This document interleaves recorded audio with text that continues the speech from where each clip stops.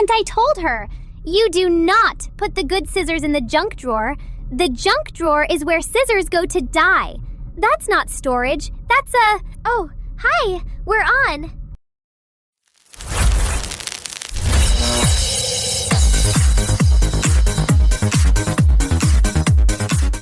Right now, somewhere, a maintenance guy on a scissor lift is peeling old vinyl letters off a terminal wall.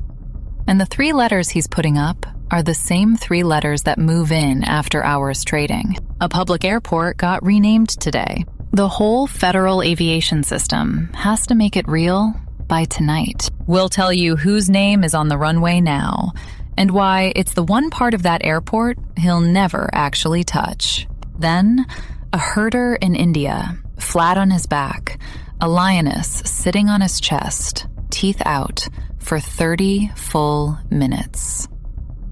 The rocks didn't work. The shouting didn't work. What he did with his one free hand, we're not spoiling it.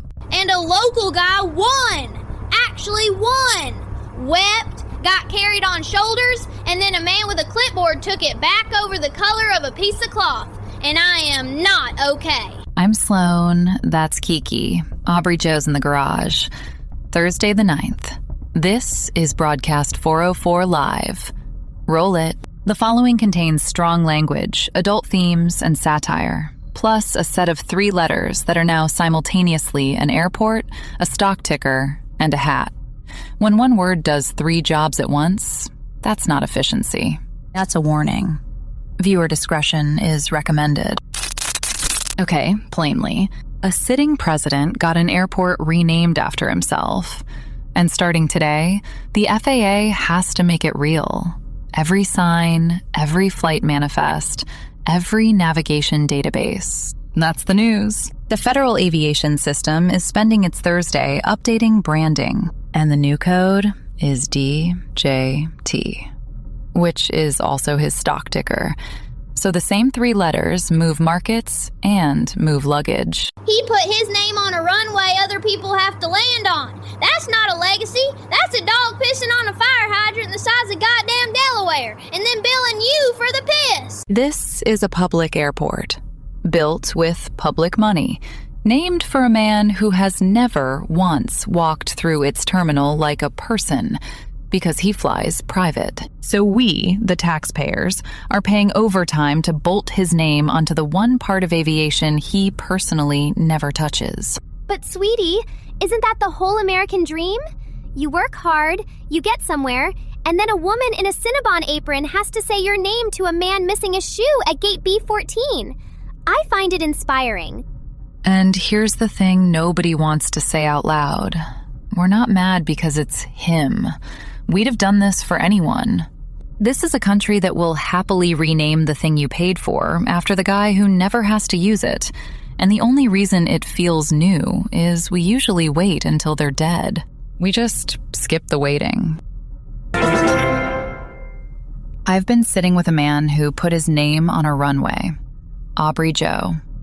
Tell me about people who earned theirs. Oh, I got earned, Sloane. I got a World Cup with actual carnage and a local event where a man lost the best 2 minutes of his life to a rule book. Go.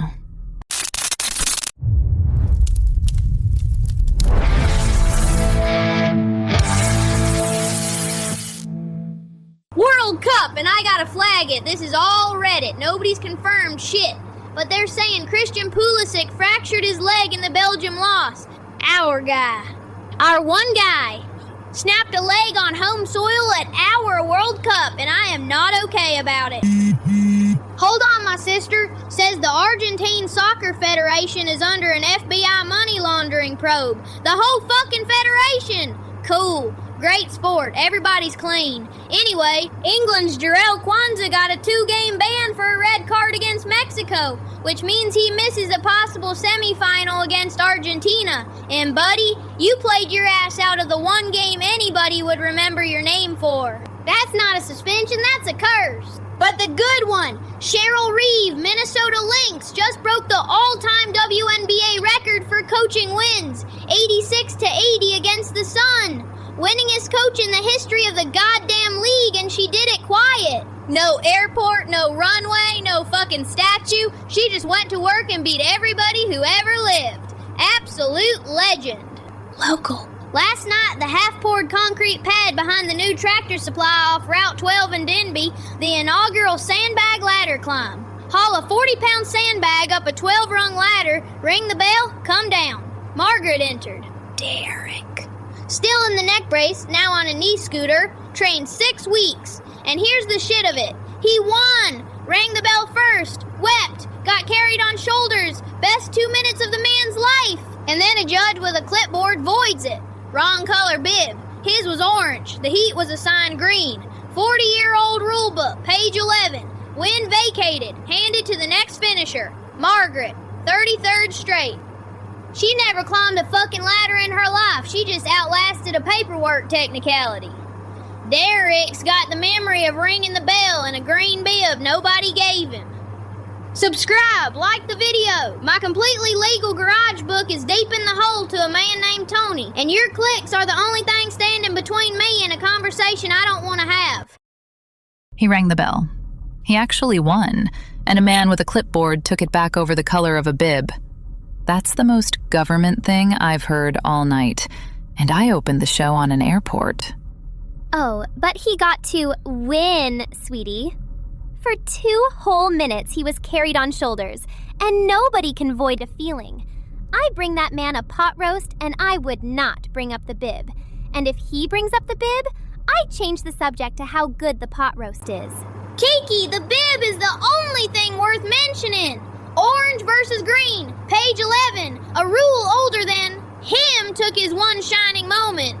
I hope that judge's knee scooter gets a flat. Anyway, that's the whole sport. Okay, this one is real, and I have been dying to tell it. A cattle herder in India gets jumped by a lioness. She pins him down, sits on his chest, holds him there for 30 minutes, flashing her teeth, and bystanders are throwing rocks, and it's doing nothing. 30 minutes.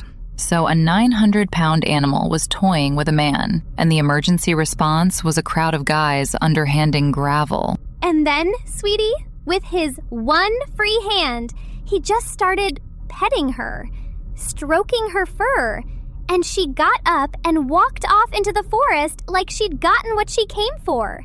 He gave the lion scritches and she left. That's not survival instinct. That's the most confident goddamn move a human being has ever pulled. I would have been dead of a heart attack before the first rock landed. He's in the hospital, broken arm, wounds all over. But he's alive because he treated an apex predator like a barn cat and it worked. There's a lesson in that, and I refuse to say what it is. Blaze, what's the sky doing to us tonight?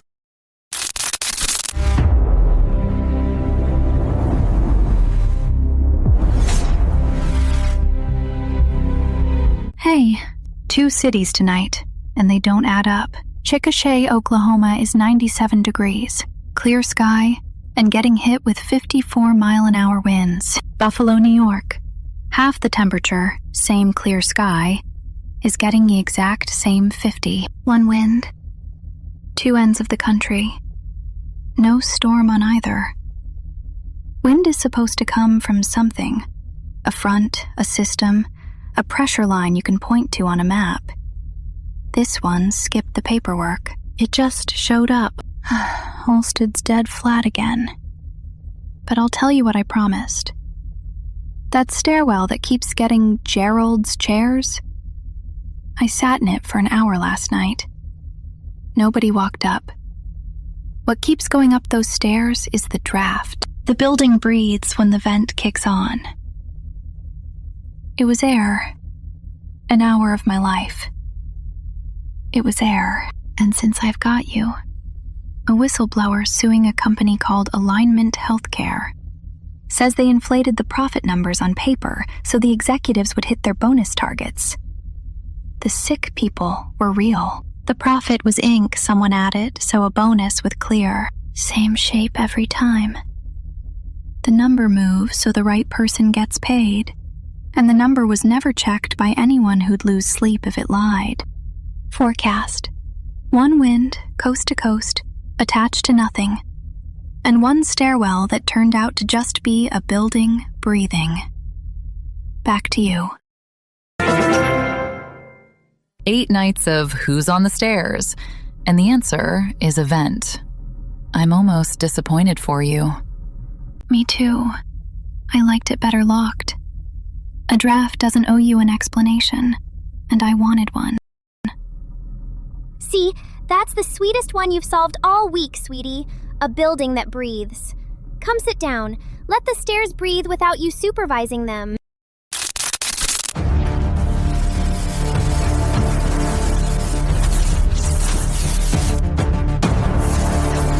The Record. And I want to correct something the chyrons kept flashing all afternoon. That a president renaming an airport after himself is unprecedented. It isn't. We did this before. The airport that man flies out of, Reagan National, got renamed for a living president in '98 while Reagan was still alive. Congress voted it. So this is the second monument-grade rename in living memory, not the first. We just forgot we were already fine with it, which is the part I actually got stuck on. Nobody's mad that it happened. They're mad about the guy. If it were a name they liked, they'd have called it Honoring a Legacy and gone back to their gate. Here's the correction I owe you, though, and this one's about me. I called it branding all night, like it's a marketing problem. It isn't. It's that we let the newest, loudest name write itself over a thing a whole country built and paid for. And we only notice when we don't like the handwriting. And yes, I clocked it.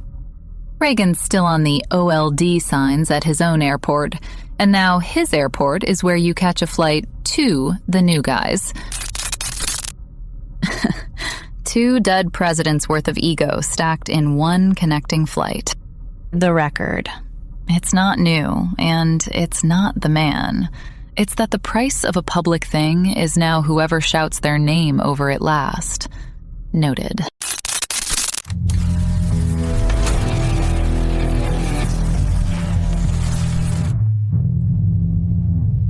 Mailbag.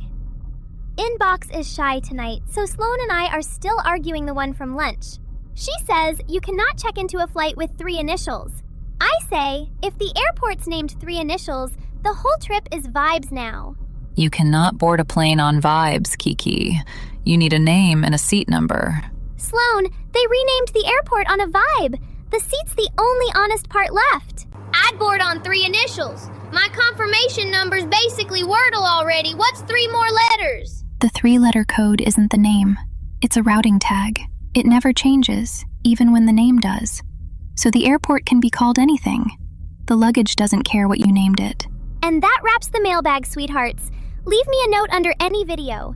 Everyone lands in front of my eyes, and one of these nights, it'll be your name I say out loud instead of settling whether Aubrey Jo can fly on a crossword.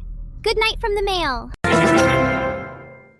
I finally kicked my tailgate flush on the first try today. First time in 3 months. I almost cried. You have a broken truck and a betting debt, and the truck is the one you're proud of. Priority, Sloane. Tony can wait. The latch could not. Sweethearts, somebody out there returned my casserole dish empty 2 months ago, and I'm still not over it. I know who you are. I'm not mad. I'm just going to bring you something someday, and you're going to have to eat it. Sleep well. The stairwell was just a building, breathing. Tomorrow I'm pulling one tape out of the archive I've been telling myself I'd pull. On this desk. Night. I'm gonna go home and kick my tailgate flush. Twice in a row, just to see if last time was a fluke. That's the dream, folks. Small dreams. Night, you gorgeous idiots. They named a public airport after a man who never walks through it. So somewhere, a woman in a Cinnabon apron is now legally required to say 3 new letters to a barefoot man at gate B14. That's the real monument. Good night.